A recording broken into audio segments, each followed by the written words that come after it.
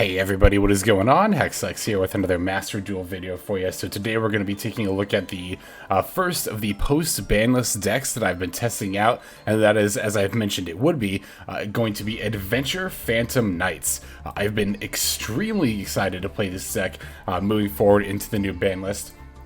I pretty firmly believe that Torn Scales going from 2 to 3 is definitely the most significant change that we saw on this ban list, and now having tested with the deck, I can say that, well, you know, I haven't tested like too many games, but even in the few that I've tested, about maybe a dozen or so, definitely noticing a more consistent opening, whether going first or second, honestly. I'm finding myself not having nearly as much trouble getting my opening plays going. Not that we had like a whole lot of trouble with it before, but it's a very noticeable jump. Torn Scales up from 2 to 3 there. Yeah, as I predicted, the deck did gain a nice, not just consistency, but also power boost from that. Well, I guess power boost through consistency boost. What I meant to say was it gained not only a nice power boost, but also a nice popularity boost as well. I haven't run into any other Adventure Phantom Knights yet myself, but as we've been seeing on Master Duel meta, we've been seeing that in the tournaments that use the ban list before it actually dropped, we saw a good enough amount of Adventure Phantom Knights that it is being represented there as tier 2. I think the same is likely true on the ranked ladder as well. I'm still not sure. It might be like upper tier 3, but I could see it very easily being lower tier 2. As I went, I had quite a decent win streak with this deck. I think I got up to about 7 wins at one point while I was just testing, in about the dozen or so games. A 7-win streak, and I think I lost a total of like maybe 2 or 3 games. So yeah, I definitely had not just a lot of fun, but also a good, just practical experience testing Adventure Phantom Knights here. This build isn't too different from anything we were doing before, aside from, of course, the third Torn Scale here. For our DPE engine, our Destiny Heroes, we're still using 2 Destiny Hero Malicious and the Destiny Hero Denier. Definitely very nice as you get extra link materials, especially off of the Malicious. You know, this combo of cards, this combination of cards, just that, you know, that you inherently get in the graveyard just by sending them off of the Fusion Destiny. You know, you can special the Malicious, or rather you banish a Malicious and summon another copy from your deck. Then you can summon the Denier, putting back the Malicious, and then when you use the Malicious that you summoned out, the first one, as a material, you can then banish that one from the graveyard to summon yet another Malicious to use as another link material. So it allows you for even more follow-up plays than this deck is already capable of, which is honestly one of this deck's strengths that I think is a bit underestimated, right? Is that this deck not only has really good turn 1 plays, but even after it exhausts its hand and the entire board gets answered, as long as you live through to your next turn, your graveyard, just by the virtue of comboing off, is already going to be super set up in order to go into your next combo. You don't even like need anything in hand to do a follow-up combo, right? Because you'll have, you know, you can banish like a Silent Boots from graveyard that'll let you summon a Torn Scales from graveyard. Like I said, you can banish the Malleys, some of the Denier, and you're already looking right there at like 3 monsters that you can already work with for link summons and Exceed summons as well. And then of course that doesn't, you know, count even, you know, what you search with Silent Boots, which you send with Torn Scales, which you draw for turn. Yeah, it's just, you're capable of doing a lot with this deck, even when it seems like you might not be able to because you don't have any cards in hand.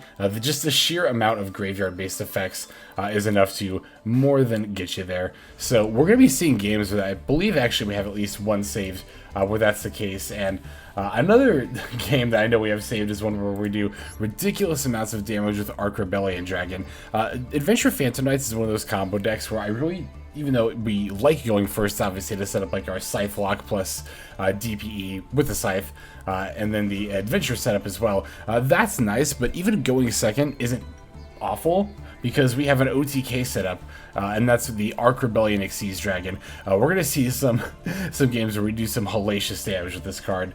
The extra deck here is kind of interesting in that it really honestly feels like this is one of those decks where I would love to be able to have like even one more extra deck slot. In particular, I'd really like to have an Appaloosa. There was one game that I actually tried to go for an Appaloosa, but yeah, obviously I wasn't able to because I didn't have it, and then I realized like mid-combo, like, oh, I actually don't have the Appaloosa, but it's fine, we end up going for a different play instead. But honestly, I really like everything we have here. A lot of this feels pretty essential. The Raiders Knight and Arc Rebellion are probably some of the more flexible spots, but again, I like having them for having a good OTK going second option. I'd like to try to fit in a third Forbidden Droplet at some point. I really almost played 41 cards just to play 3 Droplet, but at the last minute I did decide to cut it down to 2 copies of Droplet.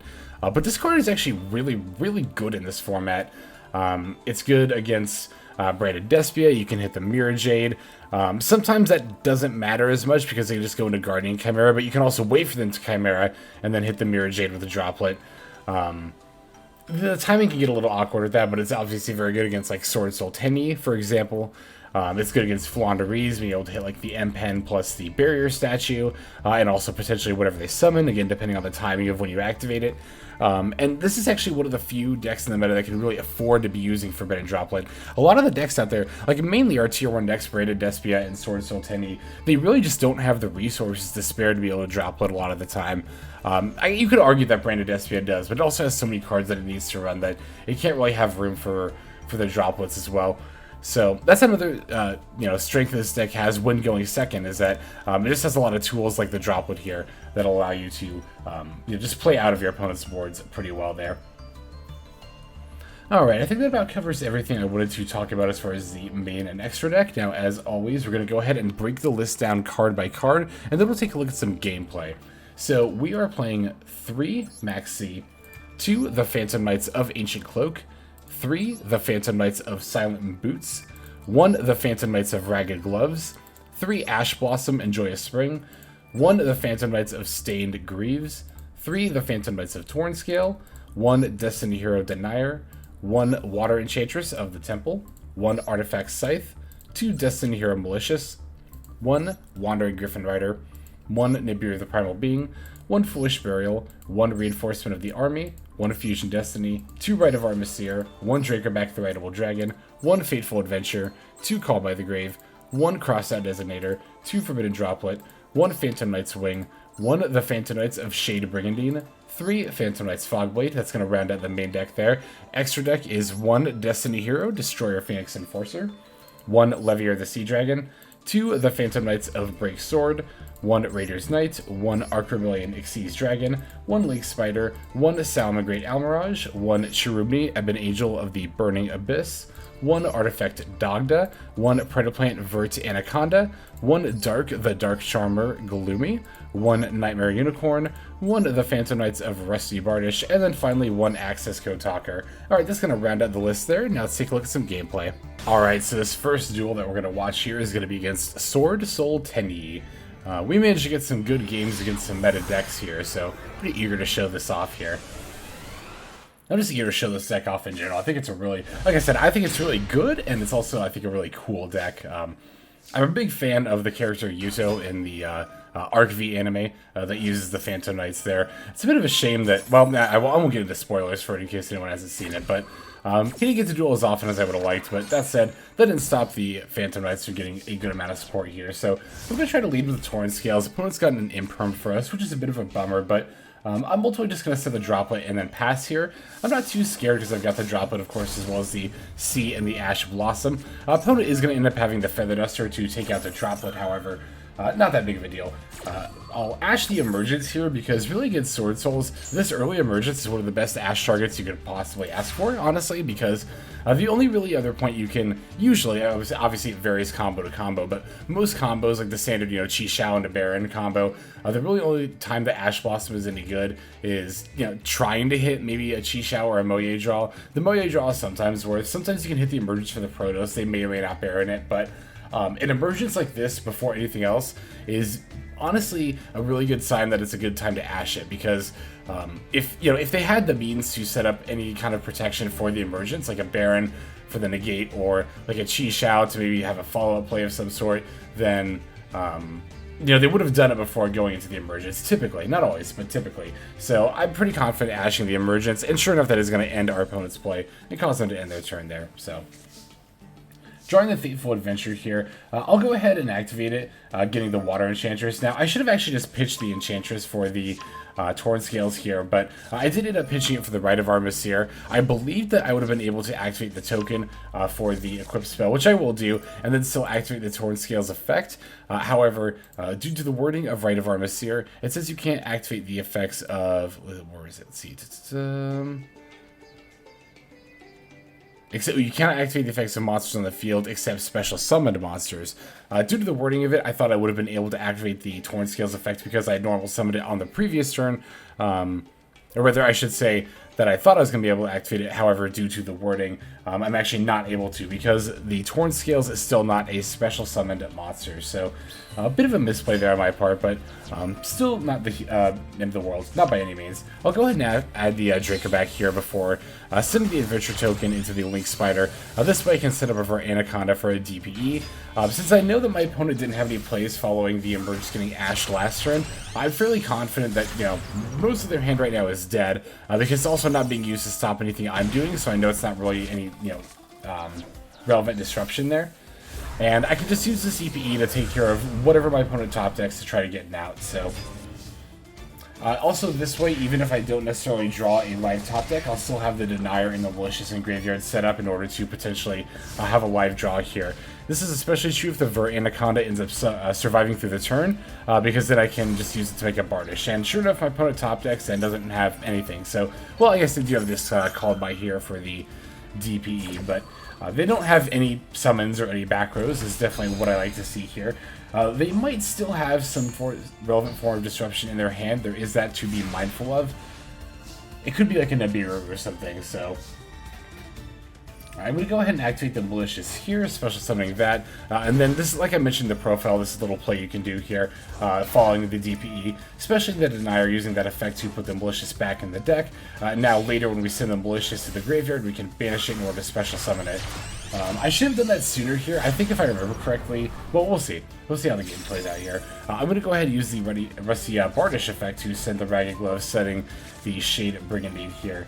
Yep, then I'll go ahead and use the Ragged Glove, setting the Ancient Cloak. Ancient Cloak is then going to, or that's going to allow the Torn Scales to be special summoned. I'll use the effect, pitching the Dracoback here for the wing. And let's see, at this point, yeah, we can overlay into, imagine a Break Sword, right? Or no, Leviair, that's right. And then the opponent Nibiru. I did remember that they Nibiru'd here.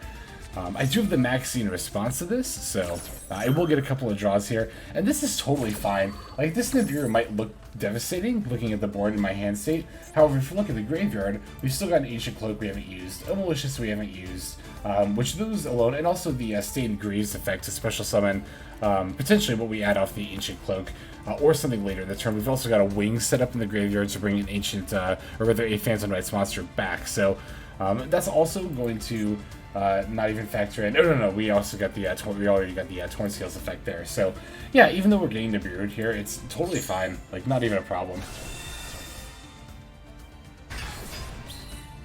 Alright, drawing the Scythe, and then the other Malicious. This is what I was getting a bit ahead of myself earlier. What I was going to say is that I should have activated the Malicious sooner because I end up drawing it off the Maxx here. So I am going to end up missing out on that material there, but it's really not that big of a deal. I can just normal summon the Silent Boost here. Believe it or not, I actually haven't used my normal summon yet. I'll set it for an Almirage, which might look a little bit weird, but the reason I'm doing this is to be able to use the Silent Boots effect to add a Fog Blade. Now with this, I can flip up the Shade Brigandine, summon that, then I'll get the Nightmare Unicorn, I can pitch the Fog Blade. I mean, I didn't necessarily have to do it that way, I just wanted to have the Fog Blade live to pitch. I'm basically going for an access code talker to just kind of end off this game in one attack. And also because, you know, my current boards say that's not enough damage to get there, but this access code off of the Nightmare Unicorn will be able to end it in one hit. Like so. So yep, there is that game against Sword Sultani. It was interesting. Both of us kind of had like weird draws, and they ended up not having too much, so we were able to get a relatively easy victory there. So let's go and take a look at the next game. Alright, this next duel here is going to be against a Branded Despia deck that was, it's actually kind of Branded Despia Thunder Dragon. Like, it's running enough of a Thunder Dragon package that it's actually kind of like half the deck here. So yeah, it's interesting that Branded Despia, or particularly the Branded engine, but you know, this deck, like I mentioned, is using the Despia cards as well. It's just interesting how many decks can end up splashing that, mostly due to the nature of a lot of archetypes supporting Albaz for, you know, lore reasons. But yeah, it's cool. It's one of those like very splashable top tier kind of like not just decks but archetypes as well. So yeah, I was kind of curious as what my opponent was exactly going to end up doing as they go into like the Albion here and sending the Thunder Dragon Dark. At first I was kind of relieved. I was like, oh well, they're not doing like regular branded SPS stuff, but then I was kind of like, well, maybe they'll end up doing something a little more scary. We'll just have to find out here. Interesting that they went for Dragus Sepelia instead of the Mirror Jade. Oh no, they would have had to use an Albastio for the Mirror Jade, that's right, so never mind what I said there. But yeah, the Dragus Sepelia plus Colossus is definitely an annoying combination of cards, but not one that's impossible to deal with by any means. Especially when we get really lucky in top deck Dracoback like this. Top deck Imperm would have done it as well, but I imagine there are a couple of top decks we would have had, but that Dracoback is definitely one of them. We wouldn't have been able to search it with a Fateful Adventure, but we can go ahead and just bounce the Colossus since we managed to just draw it off the top of our deck naturally.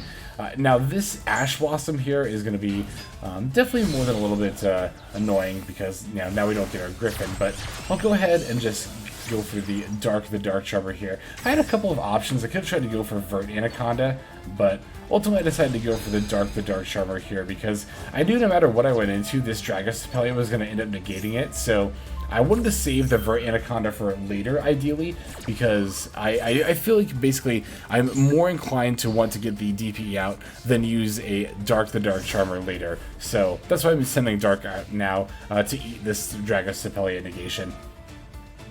So I kind of naively thought because my opponent didn't seem to have too many resources that I was going to be able to get away like, relatively easily this turn. I was like, they might summon one other thing. Either way, I'll probably just end up using the Fog Blade on the Sepelia so that the negation won't bother me on the next turn.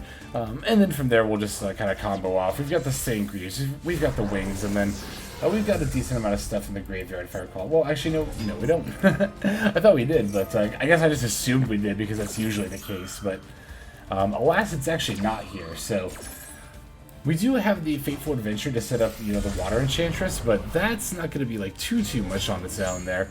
Especially as my opponent begins to bring out a scary number of fusion monsters here. Monsters in general, not just fusion monsters, as the is this Dark Duo? Dragon Duo, Thunder Dragon Duo comes down onto the board. I'll let the Mirror Jade hit me. The Dark will let me add the Silent Boots, which is nice. I'll let the Albion hit me. I'll let the Dark hit me as well. I'm going to use the Fog Blade on the Dragus Sepelia to not only stop it from attacking, but also to keep it from negating my stuff on my next turn there. I'd rather deal with the Mirror Jade. I don't think it's as big of an issue, but we actually managed to get the Droplet, so we actually don't have to deal with either. I can use Droplet to send the Fog Blade and the Wing to negate the Mirror Jade and the Dragus Sepelia. Nothing else on board has a quick effect, so I'm not really concerned about it. My main goal now is to just streamline into the Arc Rebellion for game. So I'm going to go into the Breaksword and pop the back row with it in order to go into the Raider's Knight. But the opponent has an Imperm, which is like the one back row I needed it not to be. This leaves me in a bit of a bind here because now I am not able to use the Breaksword's effect to bring to my monsters back as level 4s. So from here on out, I'm really just going to try to get 2 level 4 monsters on the board. Ones that I can overlay, not the token. The adventure token unfortunately doesn't count. That's my main goal though, is just try to get 2 level 4 monsters on the board here. So I'm going to start by, just setting up the Water Enchantress for the Rite of Aramesir. I can use the token to go for a Link Spider, even though I can't, overlay with the token. I can still link it away for the Spider. I can then send these 2 away for the Vert Anaconda. Now you might be thinking, why the Vert Anaconda? You don't even have 2,000 life points to pay. I'm mainly just looking for a Dark Link 2. I use the effect just, I don't know, because why not, but yeah, I'm mainly looking for a Dark Link 2 because my goal isn't even to go into Vert here, it's actually to go into Bardish, because I know if I can get Bardish out, I can set up the Shade Brigandine, which is a level 4 monster. I can then also set up just adding a Phantom Knights monster from my deck to my hand. Then I can use the same Greaves effect from my graveyard to special summon it and increase its level by 1 up to level 4. I end up special summoning this Breaksword just to have more attack points for the eventual Arc Rebellion, because at this point I was pretty confident it was going to get dropped, and I knew that I just wanted to get it as big as possible, just cause. So yeah, like I said, I use the Stained Greaves effect to special the Torn Scales as level 4, flip up the Shade Brigandine, that is also level 4. I can overlay those into the Raider's Knight. Raider's Knight effect will allow me to rank up into the Arc Rebellion Sea Dragon, which will then gain attack equal to the cumulative attack of everything on the field. I think I end up doing almost 20,000 points of damage here. Yeah, as the Arc Rebellion goes up to 20,600 attack, slamming the Dragon Rebellion for 19,250 damage in one swing there. So, yeah, even though the opponent negated our initial Break Sword, and it looked like, you know, we were just done, it's like, no, we just need 2 level 4 monsters on the board. That's all we need. And, yeah, it wasn't too difficult to find that there. You know what? That's actually really easy to say in hindsight. I will say that even though I did see the line, actually executing all this after thinking of the play, it took me down to, like, I think I had less than 20 seconds left at this point when I was making this play. This 300-second timer, I have noticed it kind of, you know, grinding down on me a little bit in some of these games here. But you know what? I think it's fine all the same. I think it adds a little bit of challenge that I welcome, honestly. So we've still got some more games to take a look at. Let's go and take a look at the next one here. All right, so this next duel is going to be against the Blue Eyes deck. I don't even remember the last time I played against Blue Eyes, honestly. But I was surprised I didn't see it even a little bit more when the Jet Dragon came out, because that does seem like very good support, but no, alas, I just haven't really seen it much. So, opponent's going to take the first turn here. As soon as they activated the Dragon Shrine, I was like, I thought about Ash Blossoming it, but I ultimately decided against it. And we did actually get a much better Ash target, which is the Melody of Awakening Dragon. And funnily enough, I actually, when my opponent activated Dragon Shrine, I've talked about doing this before, I actually, you know, went over to another tab. I opened a Master Duel meta. I just typed in Dragon Shrine, and I was like, what decks play Dragon Shrine? I saw Blue Eyes as one of the top ones, so I took a look at it, and I was like, oh yeah, Blue Eyes has a ton of cards at search, and that seemed to be the case for a lot of the top decks that were playing Dragon Shrine, is that a lot of the things that they would send would search cards, and or they have just a lot of search cards in general. So that's how I kind of came to the conclusion to not Ash Blossom the Dragon Shrine here. And like I said, sure enough, we got a much better target, which is the Melody of Awakening Dragon. The best things that you can Ash Blossom are cards that require a discard, because that gets you a +1. Your opponent spends 2 cards, and then it gets negated, and they don't get anything for it. So we're definitely going to pop off the Ash Blossom here, but the opponent's got a Call by the Grave, because of course they do. So it's going to be a little bit annoying, but you know what? It's still totally fine, because we're at least grinding out our opponent's resources here. And I look at the card they discarded, which is the Blue Eyes Jet Dragon. I know that can potentially come back here, but I'm like super duper worried about it. Opponent's going to add the Blue Eyes alternative. Looks like it was a regular Blue Eyes in order to special summon the aforementioned alternative dragon. So, yeah, the alternative dragon doesn't have like any scary quick effects. So, with only one back row, the alternative dragon and now the jet dragon on board, I'm totally fine with all this. I'm like, you know what? If this is the scariest thing this Blue Eyes is going to do this turn, I'm a-okay with that. So, I'm going to start by summoning the Torn Scale. So, my opponent's actually got the Solemn Judgment here, which I really wasn't expecting, but won't end up being that big of a deal. I'm just going to go ahead and use the Droplet here. I will discard the Maxx. It wasn't really necessary, but I'll decide to have its attack points, because my opponent, by playing the Solemn Judgment, actually put themselves pretty low to 4,000. You know, low, quote-unquote, but excuse me. Given the scope of what I can do here, it's fairly low life points, so I might end up in a scenario where, obviously I think I'm just going to go for an Arc Rebellion here, but I might end up in a scenario where that doesn't end up being the case. I actually need to attack multiple things, and having both of the things as opposed to just one of them here will make it a little bit more likely that I can do that here. I will end up popping the Blue Eyes Jet Dragon, which will bring itself back, but that's actually is the reason that I popped the Jet Dragon specifically, is so that way it would come back, and then I could get more attack points on my Arc Rebellion Dragon. It wasn't necessary for me to do that. There were honestly just a ton of different ways that I could have found lethal here, but the Arc Rebellion was the cleanest. I couldn't even, you know, pitch the, or, you know, use the Silent Boots that I just detached here. To add like a wing, and then I could have used the Torn Scales effect, because I haven't even used a Torn Scale yet this turn. Torn Scale effect to pitch the wing to do even more plays, but at this point I was like, my opponent's last card is just a regular Blue Eyes. I know they don't have it, so I'll just go for the Arc Rebellion and swing for lethal, which actually ended up being 8,100 damage. So even if my opponent had not used the Solemn Judgment there to have their own life points, we still would have had an OTK, which is why I really, really like this Arc Rebellion Xyz Dragon. There are other extra deck options, like I mentioned, Appaloosa, Downward plus Zeus, or other options that I considered, but I ultimately decided for the Raiders Knight plus Arc Rebellion just to have that going second edge, and I'm very, very glad that I did that, as we saw for not just this game, but the one before it as well. So we've got one more game to take a look at here. Let's jump straight into it. Alright, so our last duel here is going to be against Numerons, everyone's favorite going second deck. Yeah, so when I lost this coin flip and then my opponent let me go first, I was immediately like, okay, so it's either going to be Numerons or Blind Blind, Rank 8 going 6, or Sky Strikers. It could have been any of those, but just staying on edge, because especially given that you know, this it's pretty late in the season at the time that I was playing this, so playing these games rather. So I figured it was probably going to be Numeron. I figured it's probably going to be someone trying to do some last minute laddering. So you know, it was like kind of a hedge there, but not too much of one, I think. So we'll get a fairly standard setup all the same. You know, going for the Cherubini here, sending the Water Enchantress for our adventure setup. As you can see, we had the Stained Greaves, or not Stained Greaves, Torn Scales plus Silent Boots opening, so that's just about the best opening you could ask for. Opponent's got a Maxx, we've got an Ash Blossom, so I'm not really concerned about anything that's going on here, as far as stuff from my opponent's end, so... Yeah, I'll go ahead and, of course, summon the token. It's been a while since we've done an adventure line like this, huh?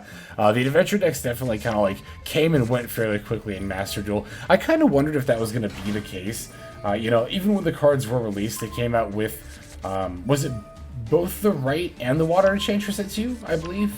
When they were released? Yeah, I believe it was both copies at 2.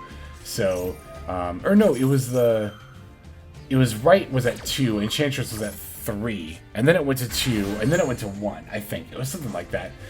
In any case, I knew because, you know, it seemed like in ways they're kind of like expediting some of the formats that we had seen in the TCG and OCG. I wondered if we were going to see an adventures, you know, last, you know, not quite as long in the meta in Master Duel as they had in the TCG/OCG, and that does definitely seem to be the case here. So, you know, as we're going into Season 11 here, I'm thinking to myself, you know, Season 12, I'm guessing probably around early December is probably going to be when we see sprites released, honestly. So I'm thinking of starting to do my research here pretty shortly about what kind of a sprite build I'm going to try to look for, and as far as like just learning the deck, because obviously I haven't played it yet myself. So, and I would highly recommend that anybody who's watching start to do the same, start thinking about that now.